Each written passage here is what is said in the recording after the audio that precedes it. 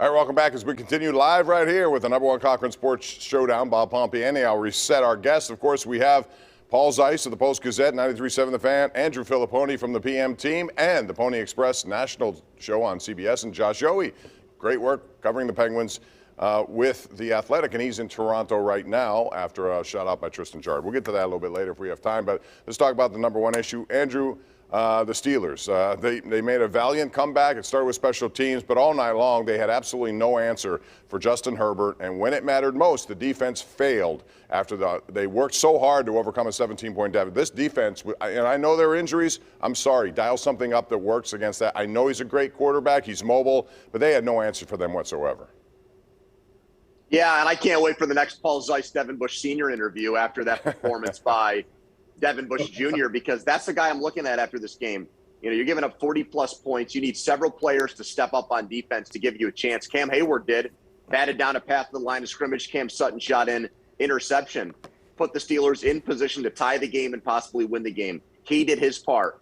The next guy, your 10th overall pick, just getting blown off the ball again. Getting targeted in coverage nonstop.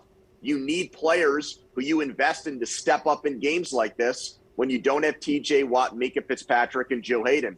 And Bush is compensated and was drafted in a position where he needs to be a guy that plays the middle of the defense and helps the Steelers in a big game like this, Bob. And he was a liability again, and I can't help but think about that after a loss. Yep. Why Devin Bush in year 3 is so bad. Well, and I think the big thing here is, can we end any of this nonsense about the standard is the standard, next man up, and all the other stuff that Tomlin talks about, and we don't make excuses. Clearly, when you're missing some of your best players, you are not the same team. Clearly, when you're missing a guy like T.J. Watt, when you're missing Mika Fitzpatrick, when you're missing Joe Hayden, a guy like Justin Herbert can do whatever he wants to do against you. And frankly, the Steelers got a couple of stops. Most of I think they stopped them 3 times. The one was a great play by Hayward. The one was a ridiculously bad 4th and 1 decision. And the other one was a guy dropping a pass. I mean, for the most part, the standard is the standard. It's not true at all. This defense did absolutely nothing tonight other than the Hayward play. And the reason is because they were missing some big players. But as Andrew said, other guys have to step up and make plays. You know, we almost witnessed one of the most extraordinary victories of the Tomlin era if they had pulled that game off. I never thought for a second they had a chance to win this game. And all of a sudden they take the lead with a couple of minutes left. An incredible comeback. I thought Ben Roethlisberger had his best game of the season. There were some positives. Classic Ben, the hero rides in, sick all week, didn't practice, and then he has really a wonderful game. Yeah. Good for him. It's a shame the offensive line completely collapsed on the final possession, never gave Roethlisberger a chance to steal the game. But I keep going back to Devin Bush, guys. I know it was a complete defensive meltdown, but he should be one of the best players on that defense with all these guys out. And like Andrew said, the Chargers literally targeted him all game, and he had no answers. So my question is, why was he on the field? They have a couple of middle linebackers who are better players right now. Devin Bush should not have been on the field. It's a joke that he was. Yeah, there's no question about that. I thought the same thing at that point. He was invisible for most of this game. Schobert made a play, which, of course, at the time I thought was maybe the biggest play of his season. It could have helped them win. It did not happen that way. But they also let themselves be skinny in the outside. We talk a lot about Ingram, and even though he hasn't put up big stats in Kansas City, they made a choice to let him go. They got rid of him. They also got rid of other guys they had here who they had. Quincy Roche was a draft pick. They had they had players. They replaced those guys with 2 guys, to be honest, that I never heard of prior to their arrival in Pittsburgh, Andrew. And I thought as a result, you got what you got, which is nothing from the outside. Absolutely none. And you have to insulate yourself from injury. We've seen this all the time, and yet they left themselves naked, basically. And I thought they made a big concession in this game, too. They moved Highsmith to the right side because they pretty much decided that he couldn't beat the Chargers' rookie left tackle. And when they made that flip, they pretty much set themselves up for getting no pressure from the blind side the entire game. Because now, to your point, Bob, you've got a practice squad player going up against a great left tackle, which I hated that call. I mean, I know Highsmith ended up having a sack in the game, but you pretty much said from one side of the field, you're not going to have to worry about a pass rush unless we come up with some exotic blitz the rest of the game, which is, to your point, It's an admission that what they've done from a depth standpoint at outside linebacker, it's the same as last year when Bud Dupree went down. You made a decision to let a guy leave because he wasn't happy here, and already it's coming back to haunt you. Well, I mean, I think the thing is, we've talked about the depth on this defense for a long, long time, and I think that it's clear that they're just not very deep. I mean, it's incredible. You take Joe Hayden and Minkah Fitzpatrick out of the equation, and I frankly really believe if it wouldn't have been for a couple of drop passes, Herbert could have thrown for 600, 700, 800 yards if he really wanted to. Paul, Justin Lane can't even get on the field. Justin Lane. I mean,